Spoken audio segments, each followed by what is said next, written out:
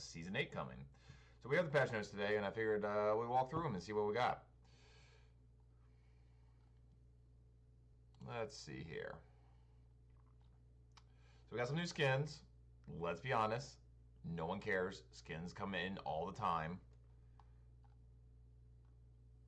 I will say, kind of like the Neath one. Humbats, I like a little bit of facial expression on him. Honestly, I don't even know what you did with him. So, basic stuff, update schedule, what they're going to be doing with ranked, that sort of thing. Honestly, does anyone care? Basic fitches, who cares? Some UI updates. Big thing to call out here is that there's going to be a hard reset. So they're removing variance, which is great because they didn't even know what variance was. Anyone who's a data scientist knows that variance was a stupid idea. But that's the problem with high res. They're using a win-loss thing to try to tell you what your skill is. Immediately, that's wrong because you have a deteriorating algorithm. What I mean by that is, if you do your job well, so your skill is high, but you lose the game, the proxy, aka MMR, goes down. So even though your skill is high, the system says your skill is low. That is the fundamental flaw, and is why you have a thing called ELO hell. So this was perpetuated by soft resets, which means that essentially you'd come into the season roughly with kind of like the MMR you came out of last season with.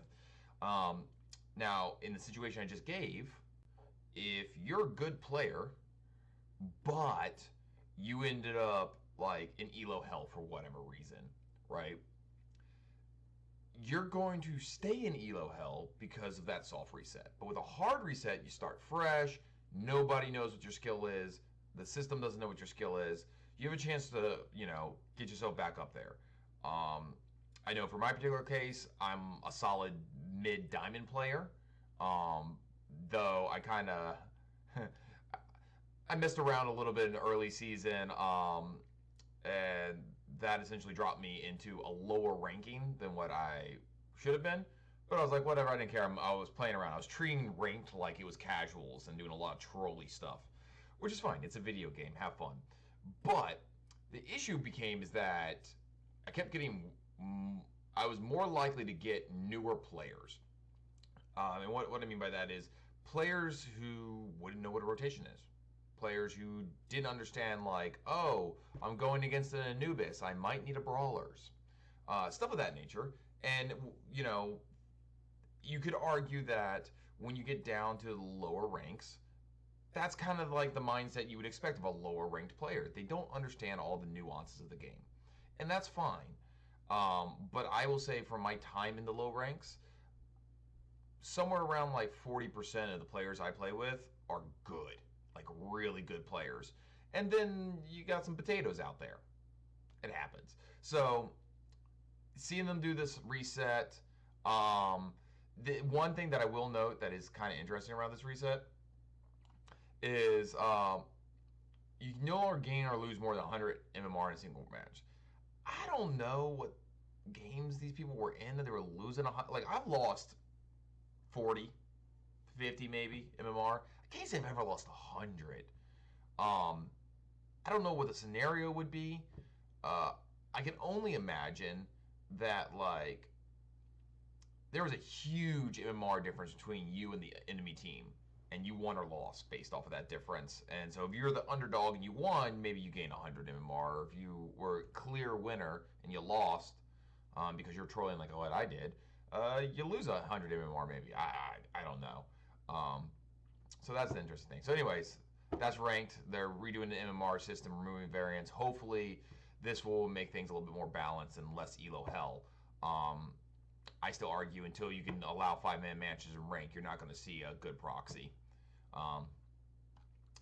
So this, in a nutshell, they're trying to encourage fights. So when you're not in combat or you haven't been fighting, and it's with gods, not with minions, with gods, your average healing ability is nerfed. Think Anubis, think Chang'e, think Aphrodite. But that being said, if you are fighting, or as they put it, brawling, um, you're removing that debuff. So healing staying the same, but if you're like playing really passive and just hiding under tower, waiting for minion waves to come in so you can clear them and heal up, you're not going to heal as much in the future. But if you're fighting, like an Anubis, going in for his wrap and then his grasping hands, you're going to heal the same. So that's what this is. Interesting mix. Hopefully, I think what this is trying to punish. Essentially, you're punishing passive players. Many YouTubers, myself included, say that it pays to be aggressive. I'd rather see a player go in, try to be aggressive, and fail. And then over the course of those multiple tries, eventually learn how to hit the ability to be an aggressive player. That's going to make you a better player.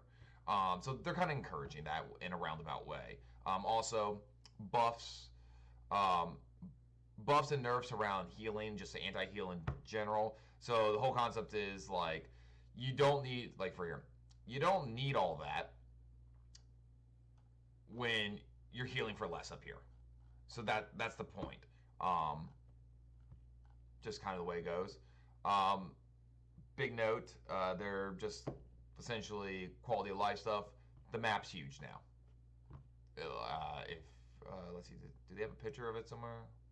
No, of course not. So they have scorpions. It's called Scorpion's going to be a new buff, or a new camp, I should say, next to your red buff. So it's going to be right kind of next to your back harpies. You have these base gates. These are interesting. So what happens is there's a pressure plate in front of the wall when you're leaving base. So it's one way. You can walk out, go directly to lane, or I should say jungle. But say you're being chased from jungle, you're going to hit a wall. Like, that gate's not going to open because there's no pressure plate. There's a pressure plate on the Titan side of it. So that's an interesting mechanism. It will make things real interesting for junglers to kind of sneak out a base, to kind of in between your phoenixes, to kind of maybe get a gank in, help with little protections. A little protecting the phoenixes is what I mean. So there's all these starter items. No one cares. Let's go down to numbers. All these things are down here with the numbers, and that's what everyone cares about. All right. So, death toll. If you don't remember death toll, then you're probably a new player, but death toll was one of the best items for hunters. Bologna liked it a lot too. So we're basically changing this a little bit, and we're going with, 10 power, 20 magical. So that's an interesting. It used to be a physical thing. Now it's for both. Interesting thing there. And then you can upgrade death toll. So the concept is you get the starter item and you don't sell it late game. I mean, I guess you could. And I believe from what I've seen in the PTS as of recent, this is your starter price. This is the total price of the item. So it's not an extra 22. It's total 22. Makes it very price efficient. So you have Death's Embrace here. Getting a lot more physical power, a lot more magical, get some health. Hit an enemy with a basic attack, restores 3% of your health and mana. So this is very interesting. Kind of coming back to original death toll, but you get a huge power spike that kind of makes it worth an item. Also, it's worth coming out. They're talking about basic attacks. This will come into play later. They're separating power from basic power. So basic attack power is different than your base power, which is how it works today. There's going to be some interesting builds out there, and I'm kind of curious specifically around hunters how this works out. Death's Temper, less power overall, but you're getting attack speed. So with this, it's more of a boxing tool, right? In the passive, when an enemy dies near you, gain 1 stack of Temper. This provides 3.5 second increase to basic power. So once again, kind of a hunter item, right? You got Gilded Arrow. Here's what I mean. Basic attack damage. So you have early access to basic. Now, if you start with 0 power and you get this item, you're going to have 0 power, which means if your ability does 10, it still does 10. It's not going to do 25. It's going to do 10.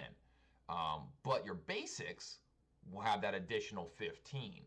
So this is the new mechanic that the new stat mechanic that they're introducing into the game. Like I said, I think this will be very interesting around some of the hunters, especially hybrid hunters such as Heimdall, Neath, people that tend to alternate power, attack speed items. They don't go full attack speed, they don't go full power, they can do a little bit of both. So in this case, if you're building attack speed, basic attack damage, your abilities aren't going to hit as hard, which is kind of a nerf. You're just going to have to be a little bit more thoughtful about your builds. So now you have a diamond is upgradable. Once again, you have to get to level 20 for all these items, for all the upgrades on the items, but pretty cost efficient, except for some of the other ones, which we'll get to. When you kill an enemy, you gain 10 gold and 20 attack speed. Very interesting item. If you kill an enemy god, you gain 3 stacks and 30 gold. So when you kill an enemy god, I guess this means minions. So interesting way, kind of farm up a little faster there. Ornamental arrow. All sources of gold gain are increased by 20%. So it seems the arrows are more around farming. This could be good for some hunters that have issues with farm, so they don't have that early game pressure. Might be an interesting thing. Also, this is not to be underrated. They're changing crit this season. We'll get to that down in the crit section, but honestly, my brain goes to Artemis. Artemis, great god, high skill ceiling at the moment, but the thing is, Artemis, just early game clear, not so good. So this could help you farm up and get items online, which she really needs to be there. Leather cow. A lot of people are calling this kind of a solo lane item, and I can see it as a solo lane item. Some YouTubers are saying this doesn't belong in the solo lane because of the upgrades, but they weren't noticing the level 20 aspect of this. And so you get physical power, you get some lifesteal, and you get some attack speed. My brain immediately goes to a Bellona, an Osiris, maybe an Erlong Shin, right? While you're near an ally god, you get 10% attack speed. So some people are going, oh, okay, maybe this is a assassins. I could see that. Bakasor, why not? Coming in for a gank, get an extra attack speed. Arachne, getting some extra attack speed. Already have access to lifesteal. Solid item for the jungle, I would say. But then at level 20, while you're near an allied god, you gain 25% in attack speed or aura. So everyone around you gets it, including yourself. You already have 20%, so that's kind of ridiculous. If you're alone, you only get 10% movement speed. Once again, getting into the jungle, out of the jungle. So think Bakasura. You get in, you're in lane, you're in a fight, great. Then you get out, well, hey, I got more movement speed. I can go do my jungler things. I can go take a camp, steal a buff, whatever. Once again, I think this would be good around a Bellona. Because if you're making those rotations, granted the map is bigger, but if you're making those rotations, I would say this is a strong pick. Leader's Cow, once again, you're having physical, so less than up here, so you're dropping about 20, but you're getting a lot of health, so this is more the passive one. You get some more life steal with it, once again, and then you have each nearby friendly god within 55 units gains a stack of outnumbered. For each nearby enemy, you'll lose a stack. This one, I think this one's awkward, and the reason I say that is because if you're 5-on-5, this just nothing. This does nothing. You got base stacks, they're okay stats. I mean, 300 health is nothing to sneeze at, but not really that good. And the passive is essentially worthless. But then all of a sudden you kill somebody, right? Well, they're outnumbered. So you get you know, a stack. Great. So, like, if you kill someone in a team fight, now it's a 5v4, odds are you're winning. Like, that's how you snowball a team fight. That's how that works. If someone's off, split pushing, well, you should be punishing the enemy team while that person. You should be 5-man ganking them. So I don't know. It doesn't make sense. Like, yeah, you get the increased power, but honestly, I guess it just makes you snowball harder. I will have to see. I just feel like this one's a little awkward. Warrior's Axe. Arguably for warriors, right? You would say that. But honestly, could be support. You know. And the reason I say that is warriors are essentially physical supports. It's what they are. Not all of them can do it, though. So that is a thing. Jeez, my hair is everywhere. But, it's a thing. So you get 15 physical protection, 10 magical protections, and plus 2 damage reduction. That's pretty good. Damaging an ability god steals 25 health away from your target and restores it to you. So, kind of lifesteal in the true sense of stealing life. I think it's a good item. I think this is straight up replacing Warrior's Blessing. Sundering Axe here, 250 health, good protections, plus 5 flat damage reduction. Damaging enemy god steals 10% of their current health. Keyword current. So if they don't have a lot of health, you're not doing that much. This keeps this in check, I think, and restores it to you. So it doesn't make it broken, but at the same time, I don't see it as that impactful. Once again, in the solo lane, I think it would be a good item. Or really aggressive support. Which we have seen this season. We'll see what next season brings. The other Hero's Axe, you're getting some more health here. And then you got crowd control reduction. This could be huge if you're going against a heavy CC team. So, instead of getting an item and wasting the item slot, you're essentially getting access to protections and crowd control. And 30% is a lot. Like, you're almost maxing out at that point, right? So, an ally god around you within 55 units is hit by hard crowd control. Someone's coming in, you mirror freezes them, let's say, right? You give them a shield equal to 10% of your maximum health. Not your current health, your maximum. Think people who love to build health, right? Gebs.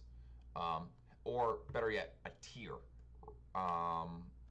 So if you're building anything along those lines, and let's say you're rocking 3,000 health, that's a 300 health shield.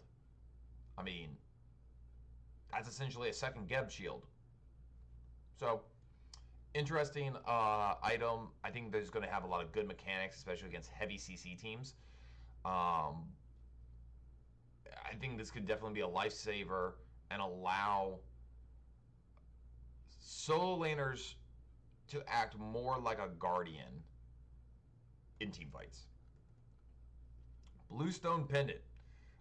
Even though the brooch is, I'll be honest, these things should be reversed, in my opinion, from the drawings, because this is what old pendant used to look like, and that more looks like a brooch to me, but, whatever.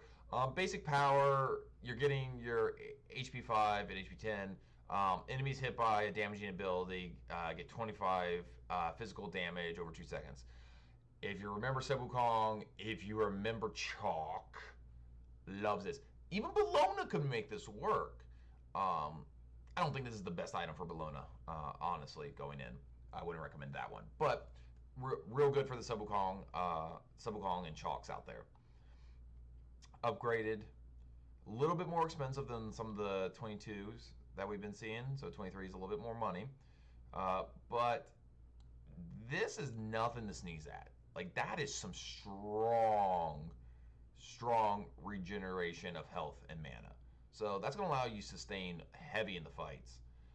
Hit an enemy with a damaging ability. Not only do they do 25, but they also do an extra 7.5 of their current health for 2 seconds. So, good upgrade. corrupted bluestone. You get more power. You get less sustain. You hit an ability, hit an enemy god with a damaging ability. Does an additional 75. That's compared to the 25 that we just looked at. Over 5 seconds compared to 2 seconds. Reducing the enemy's stack attack speed by 10%. Oh, so think chalk coming into a team fight. You know, you got pretty much 3 AoEs, right? Has to be a damaging ability. So you can reduce a Bakasura, an Arachne, a Hunter. It's pretty big. For every enemy afflicted by, you gain 15% attack speed. Oh, so now you're like, okay, well, Chalk doesn't really like attack speed. This is true. This is true. Remember how I said Bellona? Bellona could make use of this. Or an Erlong Shin could make use of this. So that's some interesting compliments. You know, you hit your ability, you're still tanky, but all of a sudden they're reduced, so you're nerfing the enemy team, you're dealing additional damage, and you're getting attack speed. Solid item. Warding Sigil. So this is for your mages, I think. People who want to be a little bit more passive, we'll say, in the mid lane. Whenever you are hit by a ability and you gain stacks of dampening, okay, decreasing damage taken by 5. Once again, if you're going against a mage, it could also be if you know you're going into, say, like a Cthulhu. Who else is real big in the solo lane right now for mages? If you get a Mimi Ymir, maybe you can do solo lane. But mages who are really passive, and you say that, and the only reason I bring this up is because right now, Warrior's Blessing is really strong in the mid lane. I've used it several times. I know a couple pro players have used it several times. So I don't think this is going to be in the same spot, so maybe the mid laners won't, but I've seen mid laners be really passive. So if you're just getting outboxed, let's say, and you know you're not going to win that matchup, you're just trying to make it to the late game, maybe this is what you pick up in the mid lane. The Old Guard. More protections, more health.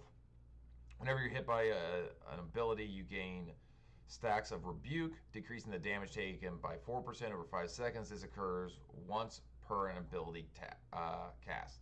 So if you're thinking of anyone that has a lot of combo abilities, strong item. Then you have the Infused Sigil. Oh, where's my water? It's the most I've talked in a long time. I do some talking.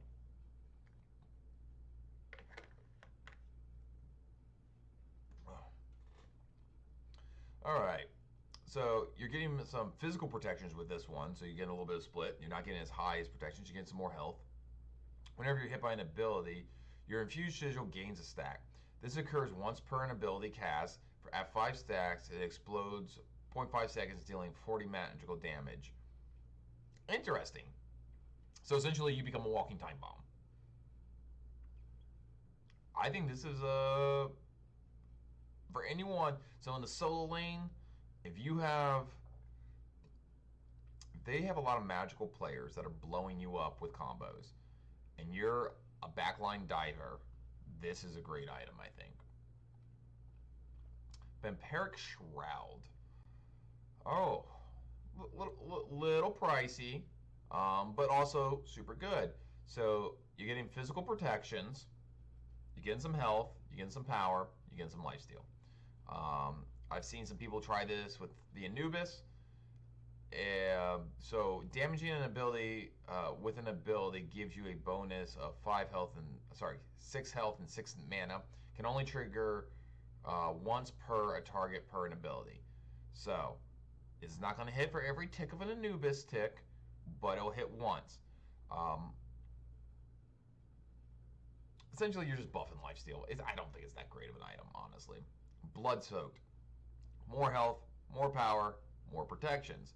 Once again, you're getting kind of like, this is when you're trying to be like almost a tanky mage, right?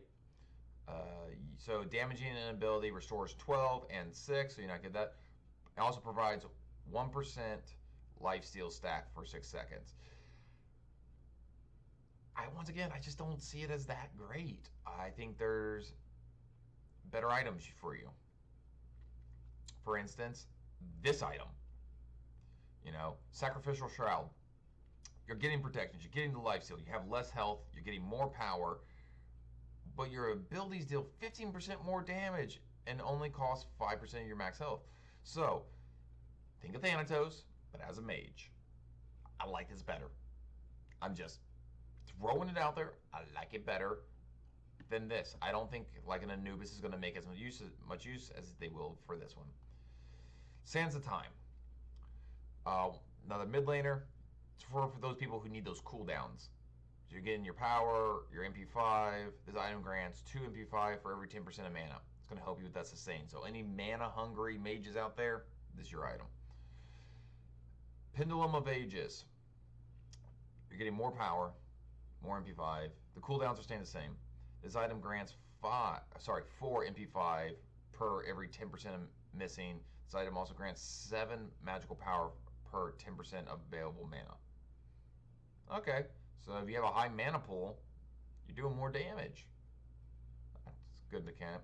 Alright, let's get it out of the way. Everyone's talked about it. Everyone goes, oh, this is broken. Let's point it out right now. First off, gotta be level 20. Second off, 10-minute match. Alright, most matches are finishing up within 30 minutes. So, let's argue you become, level 20 at 20 minutes, right? Instead of dying, you become undead.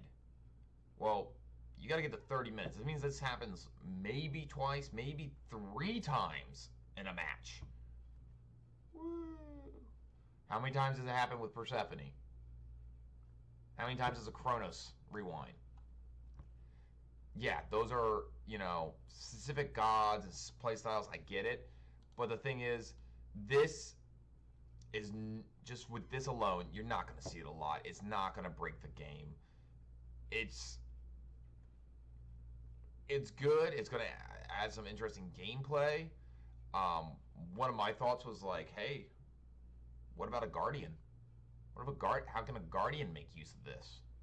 Oh, we were making a big play. I died, and all of a sudden the peel is gone. The CC is gone. Hold on.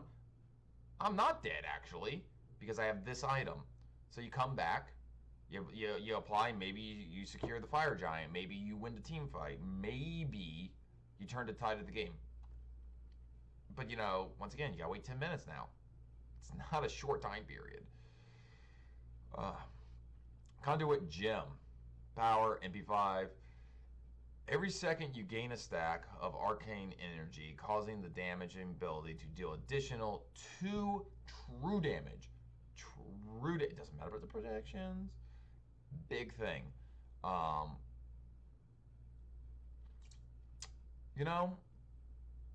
If you see something like a double Guardian, this could eat through it. As a mage, that'd be interesting.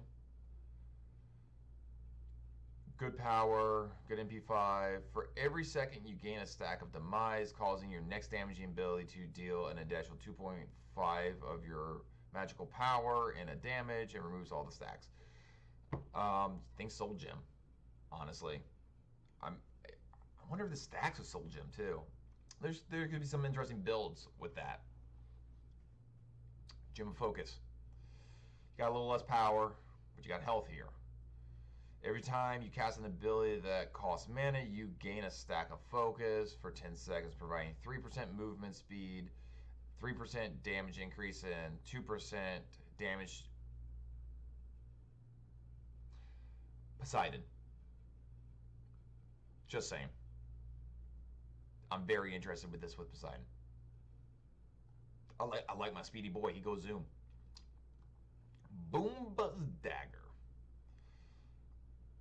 Basic attack damage. Once again, we're going back into basic attack. So, Bakasora is going to love this. Deals plus 15 true damage, and your ability deals 30% extra damage versus jungle monsters. When the jungle monster is killed, you are restored for 10% of the monster's health and 25 mana can be upgraded. Upgrades. So you're getting more power. Once again, this is for anyone, so you could say be an Ao Kuang. Ao Kuang hitting for true damage.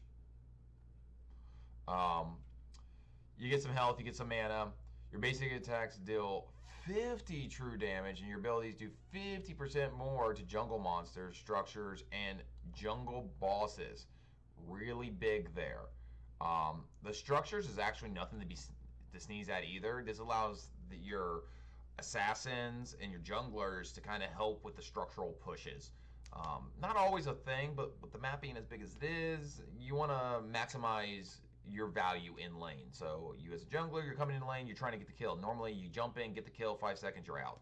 Like if you're there for 30 seconds, you're probably there too long. However, now if you're there for 30 seconds and you're pushing a tower because you have, say, numbers advantage, makes it worth. Gets the lane a little bit ahead. So not only did you get a kill, but you also got an objective. So useful. Boomba's Hammer gives you cooldown reduction, health, mana, pin. No power associated with it. After casting an ability, your basic attack deals an additional 80 true damage. After hitting a basic attack empowered by Boomba's Hammer, your active cooldowns are reduced by 1 second, and you are healed for 5% of your maximum health.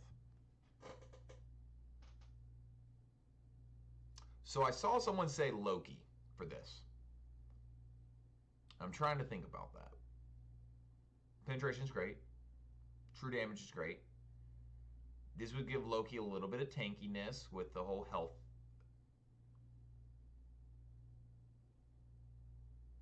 I don't know. Maybe if this is like your only tank item on a Loki, allows you to ult in, do your thing, and get out a little bit more safely. I don't know about that one. Eye of the Jungle. This is the one that like everyone's like really liking in the jungle at the moment. So you get your both physical and magical power. You get health and attack speed. So obviously Ao Kuang, Arachne, Bakasura, they're gonna love them. Erlong Shin even.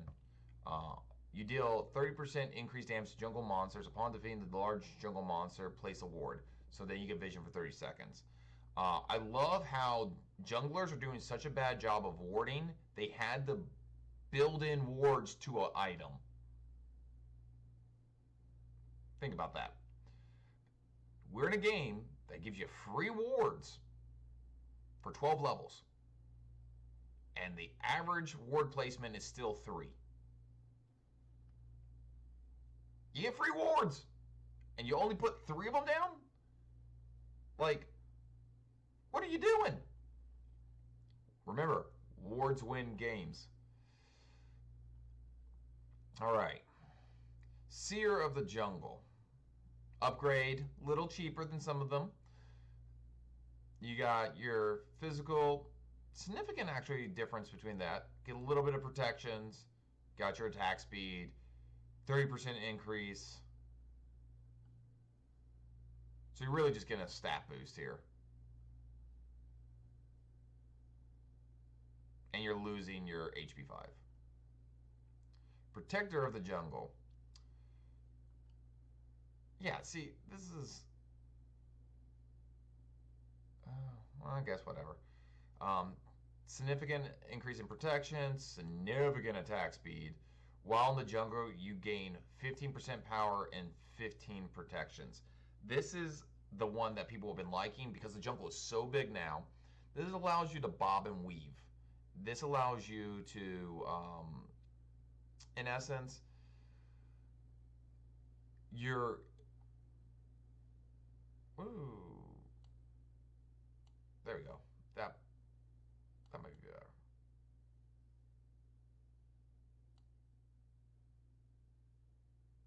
There we go.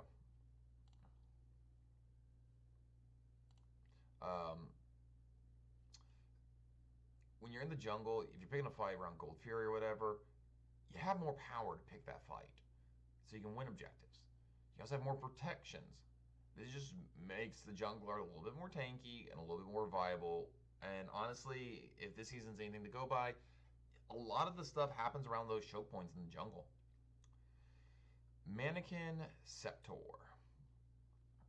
You got basic attack damage, physical protections, and 3 reduction.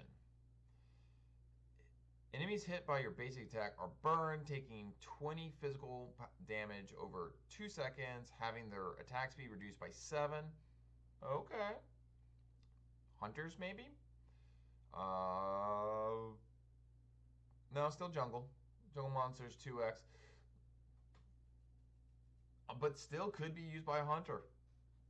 See, this is why I'm interested. I want to see, like, shenanigans that you can pull off and, like, put this on a hunter and just go roaming. The upgrade, you get some health, more decent protections, honestly, an 8 damage reduction. So you're going up a little bit, well, significant amount actually, to 60 physical over 2 seconds, and reduced by 10. Jungle monsters and bosses take quadruple damage. Wow, you're going to be clearing. Interesting design. Mannequin's Blade. 75. See, this is huge. So that's a big buff to basic attack. Once again, your abilities aren't going to see this, but your basics will. Good protections, reductions. If you have not taken or dealt damage in the last 5 seconds and hit an enemy god, jungle monster, jungle boss, they immediately take 15% of their current health as physical damage and are slowed for 20 seconds. This is going to be really strong on Bakasura, I think. Just think about it, like coming out of the jungle, you haven't been hit yet, all of a sudden you pop somebody and they're slowed by 20% for 5 seconds and immediately lose 15% of their health. Not to mention, you're going to have some protections with it. Sentinel's Gift.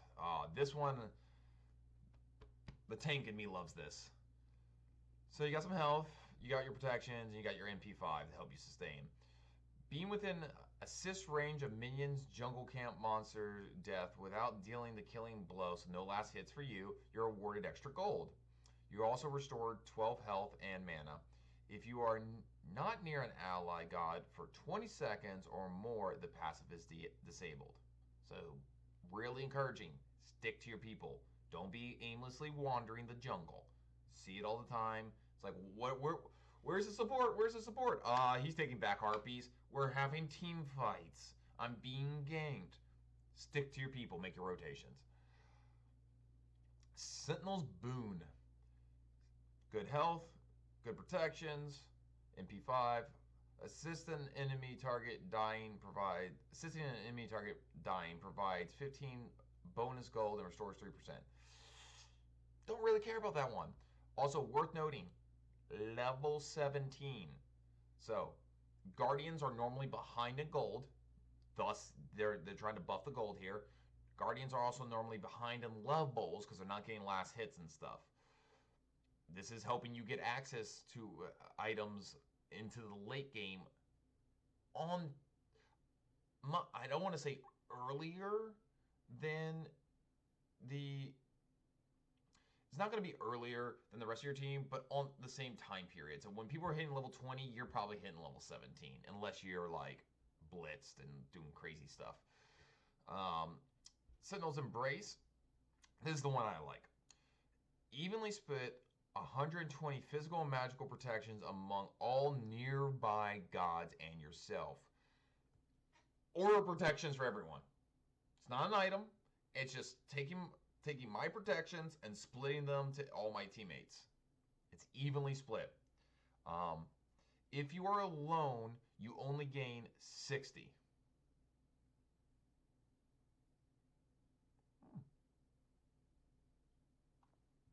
Thank you, Kong.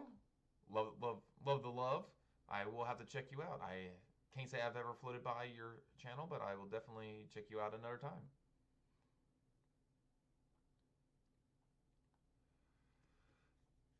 Benevolence.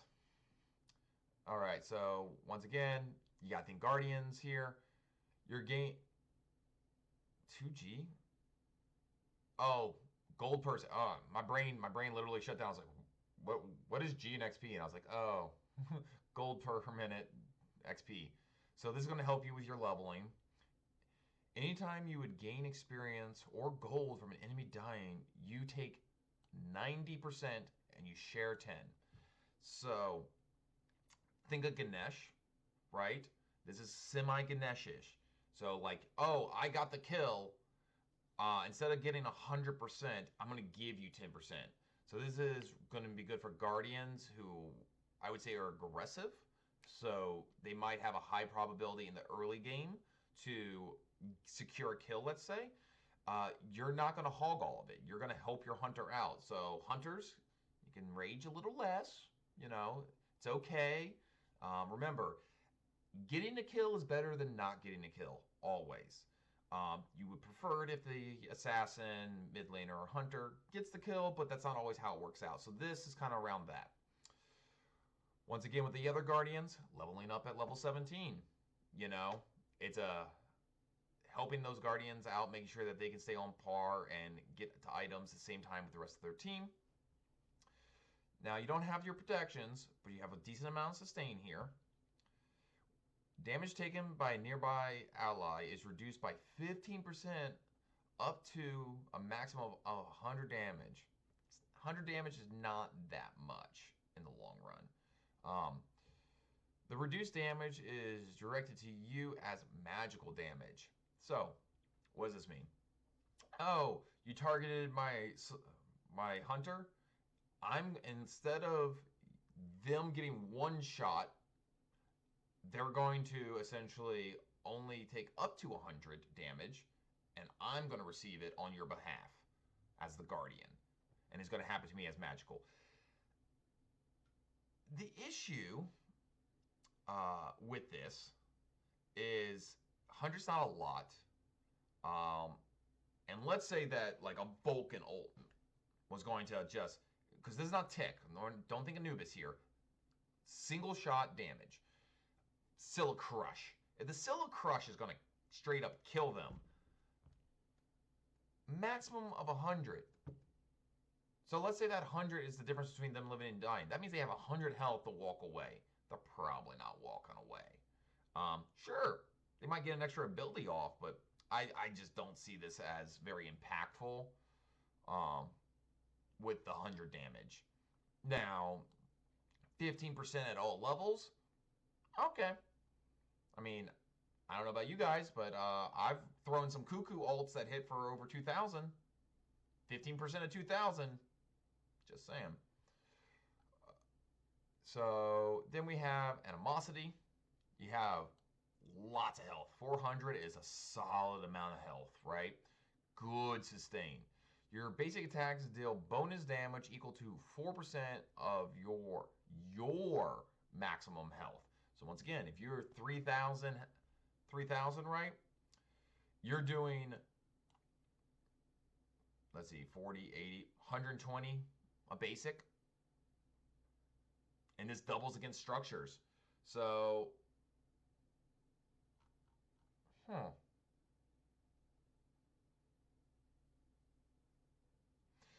you could put this in Soul Lane. I don't think it's a good idea. But the reason I say that is because of this. You get a solid amount of health and regen and structure push as a basic, and I think there's a lot more out there. I also think of Ymir. Ymir autos, they straight bop. Like, Ymir hurts. So, if you got a Ymir hitting for 4% and doing double the structures, you're going to feel that Ymir. War Flag. Think Bologna. Once again, could be Soul Lane. Could be Guardians. So you get some physical power, some magical power, some health, some sustain. Being in range of a minion or a jungle camp death without dealing a killing blow restores 6 health and 6 mana within 55 units. Also provides allies with a stack of self buff of 1% movement speed and 2% attack speed. So originally this was essentially Guardian's Blessing for physicals, aka warriors. Given this passive, yeah, like it's a supporty item. So when I said Bologna, I didn't mean build on Bologna. I meant Bologna sort of things, and here's why. Warrior's Banner. Each time you assist in a kill on a minion jungle monster, you restore 1% of health and mana within 55 units. You also provide ally stackings of 2% movement speed and 4%. So you create a radius around you, kind of like Bologna's ult. Now, Warrior Banner, it's great, good power, good health, but that's not the one that reminds me of Bologna's ult. This one is Spartan Flag.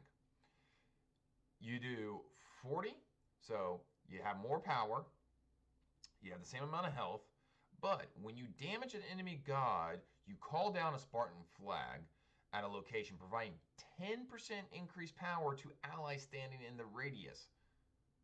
So think of a Bologna ult in combination with this. Could be really powerful. The concept here is that you're diving a back line and you're encouraging your teammate to come help you. So if teammates come help you in the back line, they're going to get these buffs and essentially could help you with the fight. That's the incentive here. Now, something that I think is being overlooked is this item. I think this item, given the current meta being healing, super strong, this is going to be built a lot. Now, this is supposed to go everywhere according to high res. Anyone can build it in any position. It's kind of neutral. So you have 10 power, 15 magical, and some protections. Enemy gods that you hit with you have their healing taken, actually weirdly worded. Essentially, when you hit enemy gods, their healing is reduced by 20% for 6 seconds. So you're going up against Anubis, a Chang'e, you're in lane against a Yamoja. Good item. You can shut that down early without having to get into a Pestilence, without having to get into a Brawlers. Tainted Breastplate. More power. Whoa! That got to be wrong. That's got to be wrong. That is a lot of protections. Oh, I see what they did. So they made a magical and a physical version. So apparently, if they're a more physical team, you build the breastplate. If they're a magical team, you build the amulet. Once again, healing reduced 50%. That is the biggest healing reduction in the game at this point. Here, not as powerful of an item. More magical more magical protections though. Enemy gods that you hit have their healing taken reduced by 20% for 6 seconds. So not 50, 20%. 20% is not a lot. You are healed for 100% of the healing reduced. So I think Cerberus, compound on that passive a little bit, could be interesting. All right, now we're getting into item balance. Adding penetration. I think that's fair. 5% mitigation. I like that. This is huge. 20% crowd control reduction. Just with items, I don't think you really need to, I think people will be overcapping a lot with crowd control reduction. Thorns. Some people hate it, some people love it. I don't care about it. They're just reducing the reflect and the total levels. They're trying to essentially make it not as strong or as potent. And the main reason to use thorns is auto-based gods, specifically hunters with crit. The main reason for thorns. Kuzenbo with thorns is always dirty. Now, this part, I really liked what they did here. So the daggers have always been weird in my opinion. They gave you health, but then they had these other stats that just didn't really mean a lot. And then ultimately, there was a time where you could rush them instead of boots, but now you need boots, so where do they go? So this entire season, they've just been in a weird spot. So at any point, what you're now going to get, you don't have the attack speed with your Witch's Blade, but you're getting physical protections. And then you're reducing the attack speed of the enemy by 25%. This can be compounded with that other 25% as a starter item.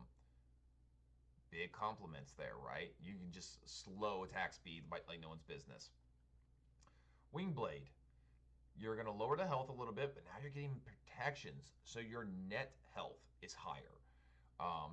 By net health, it means what's the amount of health you have after you remove the protections from the damage. So if you're getting hit for 100, you're now getting hit for 70 because you have 30 protections, so your net health is now higher. So you have a magical and a physical version that gives you health and protections. It's a good hybrid item. Relic. I think Relic's more top level of play, but they're only giving you 10% of crowd control.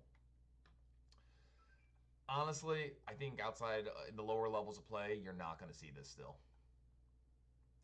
Increasing the physical protections of Emperors. I like Emperors. People be sleeping on Emperors.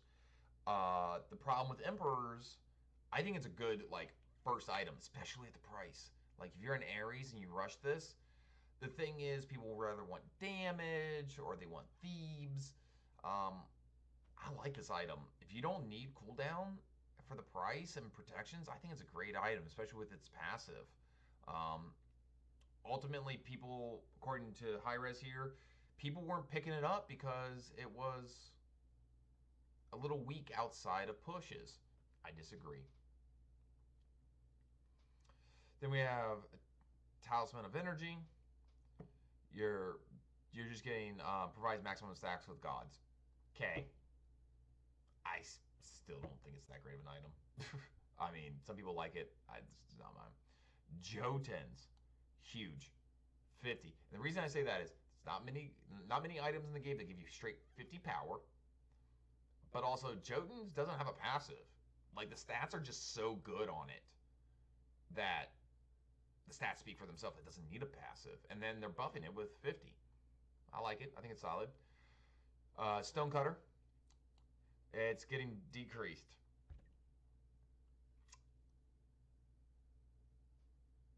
I mean, was 25 a little high? Yeah.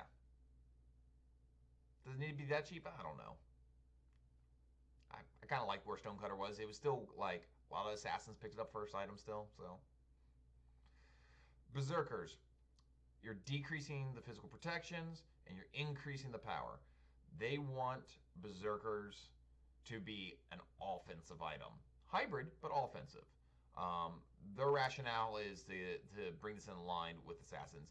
You're seeing a lot of things in this from here where you're starting to see, all right, you're going to have some power, but you're going to have some protections too as an assassin, as a damage dealer.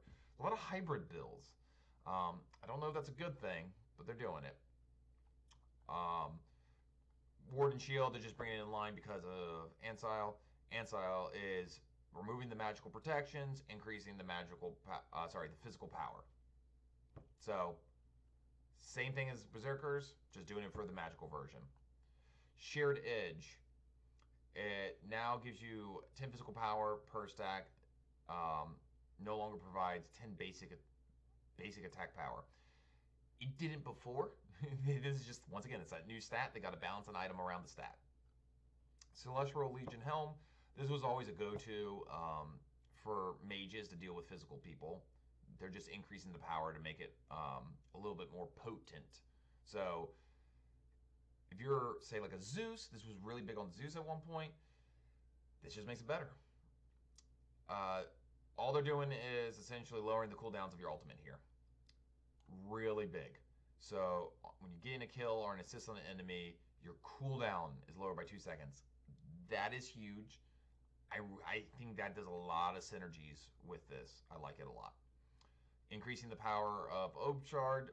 They're buffing a lot of just base power in general throughout the game. So I think you're going to see team fights end a little quicker and people get blown up a little faster. Time to kill is definitely, I think, going to go down. Poly, same thing. Got a lot of items approaching, a lot of magical items approaching that 100 marker. Used to be rare to see 100 on an item, but now you're seeing it quite a bit. Changing Chiron's coin, making it green for heads, you're getting health. Yellow for tails, you're getting speed. makes sense. Just little housekeeping item there's that, standard of living. Makes it easier to tell what you're doing. Soul Reaver. I think this is really good. So they're bringing the price down. They're removing the penetration, but they're upping the maximum health. The percent of health done. So like a Quinn size, essentially. It's up to 9. I think this is strong. I think this is going to make this way more accessible. With all the protections they're throwing in, it's interesting to see that they're removing magical pen and putting in more health. But then again, we're seeing a lot of health being thrown around, obviously from the starter items and from some of those hybrid items. Tahuti now does penetration. I think this makes perfect sense, especially with Tahuti's passive. Doom Orb. Curse Orb is just becoming in line for Doom Orb. Essentially, what they're doing is they're making it so you can't go zoom as much. That's it. They're removing the movement speed. They don't want people blitzing around like I do with fucking Poseidon. If you haven't seen it, check out the build. It is on the YouTube channel, and Poseidon does go zoom. Shifters. This is huge. So, once again, Berserker is going to be your attack. This one's going to be your defense. They're bringing it down. Your protections are going up to 25. So you're going to have huge, and you get 40. So it's going to be more of a defensive item now. I like it. It's going to be more balanced, I think you're going to see the balancing act a little stronger on it, and I like that about that. All right, Frostbound Hammer, one of my favorite items. You're getting more power, and the attack speed is being reduced more. Just kind of leaning into the Frostbound, making it a little bit more worth the money. I know myself, the 25, a lot of times I look at it, I'm like, oh, it's only 25. It's like, should I build that or not? But yeah. Rune Forge, giving you more health, decreasing the power on it, but increasing the damage from the passive. Really leaning into, so you're getting more power here and more power here from the passive. I'm just saying, you can combine these two together. Strong play. Overall, nerfing Sledge, bringing down the health a little bit, bringing down the protections a little bit. 8 might be a little high, but Sledge is almost a must nowadays. So it definitely needed a nerf. We'll see how it does. I think 8's a little bit too much, but we'll see. Once again, same thing goes for the movement speed. Less zoom. Shield of Regrowth, I don't think you saw a lot, but people were building it. Brand new item, Dominance. So, 55, big power, good mana, good sustain, and you got a pin. Your basic attacks benefit from an additional 10% physical pin. So, your basics are doing 20. My first thought is Izanami. Like, you get mana, you got enough, you got tons of power, and your basic attacks are doing tons of pin. Plus, Izzy's passive, just get out of here. Atalanta's Bow has been a must. It's one of the best items on Hunters. You almost always see it in the second or third item. I'm not counting boots here, so you get your first item, you get boots, and then you normally get Atalantas. They're reducing the pin with the 20%. It was really strong, but then bringing it in line, because at 2450, that for only 10%, but they're reducing it to 22. I think that's fair. What I think that does is it brings it in alignment with other attack speed items that you get good trade-offs with.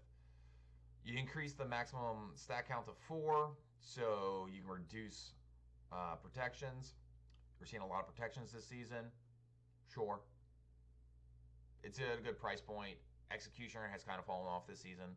I think this kind of makes it more viable, especially as we're going into next season where you are seeing a lot more protections being thrown around. Makes sense. All right, crit. The removing crit from all junior items. What do I mean by junior items? I mean early tree items that aren't final items. So tier 3 items are the only thing having crit. So that one starter item having a little bit of crit, kind of big. So to make up for the lack of crit, they're increasing power and reducing costs. For this item, you're getting rid of crit, but you're getting more power, reducing costs. For this one, you're getting more power, and the cost is going to increase. So your base power is going up on Rage. I think this is fair. Rage was and is really good when stacked, but until you're stacked, it's a rough one a little bit. So this is a good bridge, I think. Just not too much power. Really, they said before, Deathbringer, they wanted Deathbringer to be that item that is just high damage. They wanted that to be the reason you picked it. So they're increasing it to give it more damage so your crits are higher. Makes sense. If you're going into a crit build, makes sense. This is interesting. So Shadow Steel, you're increasing the power. Whoop. Try to make sure my Xbox doesn't turn off before we get to games. But it's also increasing the attack speed and increasing the crit chance. And then you're decreasing the slow, and you're decreasing the cross.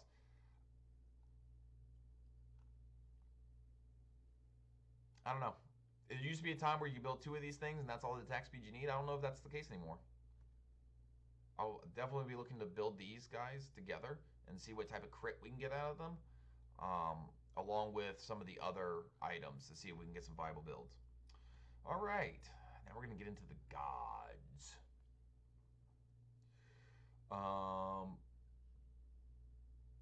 Quality of life.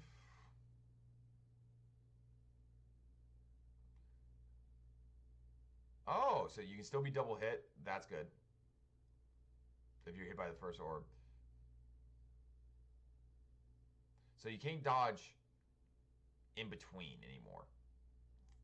Just quality of life. This ability now only ever deals up to 6. Oh, that's kind of big. You can no longer one-shot with a Janus Snipe. That's big. Decrease movement speed. Pretty sure they're trying to, they call it right here. Boxor, Ra, Poseidon are seeing their movement speeds. Yeah. They're trying to lower the movement speed because odds like these, they go zoom right now. A lot of the items got nerfed. There's a lot more items that have passives for movement speed, so you got to get the item to have the movement speed to access it. But also, the map's bigger. So gods like that are going to have a significant advantage over gods that don't, so they're just trying to balance it out ahead of time. I think that's fair. Ra, same thing. Poseidon, same thing. Basic attacking a god now provides 2 stacks for combustion. Alright, makes it more viable. Chernabog. Attack speeds are going up significantly in the early game. Chernabog is an attack speed, an attack-based hunter. He loves attack speed, but you really saw him struggle in the early game, which is why a lot of people kind of wanted him with power. You're also decreasing the mana cost. Chiron. Love Chiron. I hope this makes him more viable. I just think he's an interesting god to play. But he isn't really great at anything. So in order to try to help him out is 5 plus a level for physical power, 10 plus 2 per level for magical power. So anytime you heal, if a god, so normally what happens is, oh, you're near me, I help you heal. You heal for a little bit as I use an herb, right? It's kind of the benefit of helping me out as the hunter. Now, you're going to get power. So, once again, if you're thinking Bologna ult with the war flag, with this, you got a lot of extra power at your hands, right? In that late game. Sorry, Spartan sigil or flag, whatever it was called. Kronos, another speedy god. This is huge. So, ADCs, you have Kronos, you have Sol. These gods are great. I love the concept of having magical ADCs. It changes the meta. It changes the way games go. It keeps things fresh and interesting. The problem with them is they heavily depended on rings, and the rings got nerfed heavily. So they live and die by items. Okay, that's great. The issue often becomes, though, they live and die by items, and the items got nerfed. What do you do with them now? So as a way to kind of Soul's fine. Soul can kind of like, I think she's in a decent spot. It takes a little higher skill floor to make her work, but she's fine. Kronos is seeing a lot of issues, and Kronos is really, due to his passive, more of a late game god. This is just helping him. This is helping him get that attack speed up sooner, faster, and get it going. Time stop. You're increasing your scalings, right? Cool. So he's going to do a little bit more ability. I think this is going to make Kronos really strong in the duel lane. Danzaburo. Where to start? First off, the god's broken right now. He needed a nerf. This is not enough of a nerf. They're nerfing his base damage and this. His base damage wasn't really the problem, guys. It was his scaling. Also, his ultimate, that turn radius, and scaling. Nothing mentioned here. Sure, they're lowering his bonuses, which I think they're hoping overall has that effect. I don't know. We'll see. Fenrir. Increasing his physical scaling. Immediately generates 2 unbound runes upon casting. This just is allowing Fenrir to jungle a little bit more solidly. Increase the AoE damage from 50% of the brutalized to 60%. Once again, it's making it more viable in the jungle, which is good. Fenrir has been struggling. It's mostly just around rune management, we'll call it. This is helping him with that. Hachiman. Your eagle eye is going down to 12 seconds. Well, no one cares. Fixed an issue. No one cares. Hachiman's Hachiman. Great. It's not really a buff. This, on the other hand, for you bullies out there who love a good Hercules, super strong. Super strong. Like, I think damage Herc. For sure. Izanami. Izanami's single projectile speed is increased as she gains attack speed. So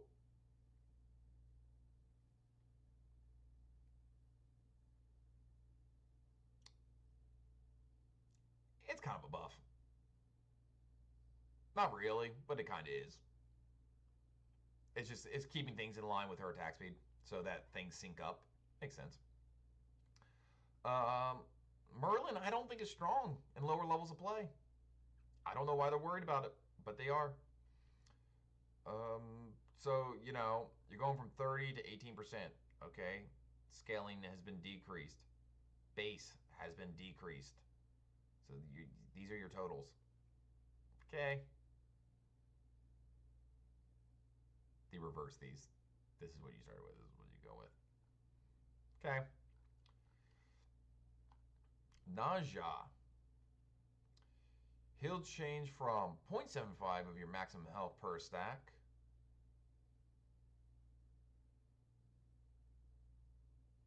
Okay, I think what they're trying to say is it's change from that to this. And it scales off your power. I like that. Solid change for Naja. Yeah, I called her, because as far as I'm concerned, they had a female. The original Naja is voiced by a female, so it sounds like a female. I know Naja's a dude. I just don't know why they had them draw / animate Naja ambiguous. You know, before their time, I guess. Not gonna get into that. Not important. But yeah, it's because of the voice actor. Sometimes I forget and call it a her. Them a her. Him a her. I don't know. Anyways, the sash no longer crits.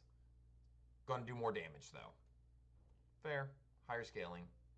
Just I think what they're trying to do here is you hit your spear, you hit your sash, you hit your ult, person's dead. Trying to make Naja into a one-shot. Raijin. Decreasing your cooldowns, good for Raijin. Raijin has some long freaking cooldowns. Your Thunderstruck is going to increase your scaling to 60%. Going to make, I think that's solid.